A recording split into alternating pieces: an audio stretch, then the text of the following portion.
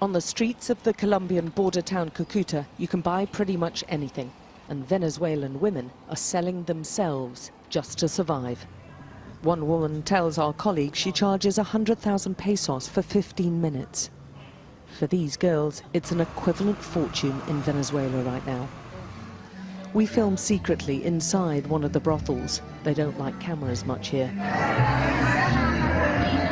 Inside, all but 2 of the women are Venezuelan. They're part of the mass influx of people driven out of their country through desperation. What sort of work did you do then? 2 of the women agree to come with us away from the brothel and their pimps to explain why they've been driven to do this work. They tell me both of them are mothers. One's left her 2 children in Caracas with her mother. The other has brought her young baby with her. I can't really tell anyone about my work, she says, because people just discriminate against you.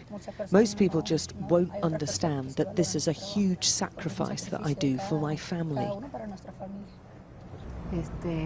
I don't feel very good about this work, she says, because you have to cope with a lot of horrible stuff, and I don't sleep very well.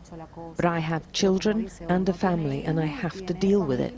And as I'm not legal here, I can't find a proper job, so I have to do something to provide for my family. They feel trapped and powerless, and every day there are more women like them coming over and finding selling sex is one way of surviving. I do this because I have to do it. I don't do drugs, I don't drink, I just do this. If I could do something better, I'd do it, and I'd stop this straight away. And both blame the economic collapse across the border. I can't find food supplies or medicine, and with the new currency, everything has worsened. There is no cash. I cannot find anything, and the banks are closed. We have to make a line to pay everything. So tough decisions are being taken everywhere. Small-time smugglers spend the night ferrying anything they can across to Colombia. They'll earn far more here than back home, where hyperinflation has all but collapsed the economy.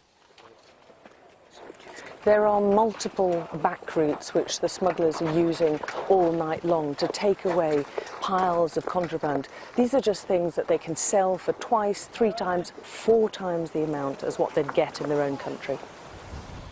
Venezuela was once among Latin America's richest nations, with the world's largest oil reserves. But the economic and political crisis has left so many of her citizens homeless, destitute and desperate. Alex Crawford, Sky News in Cucuta, Colombia.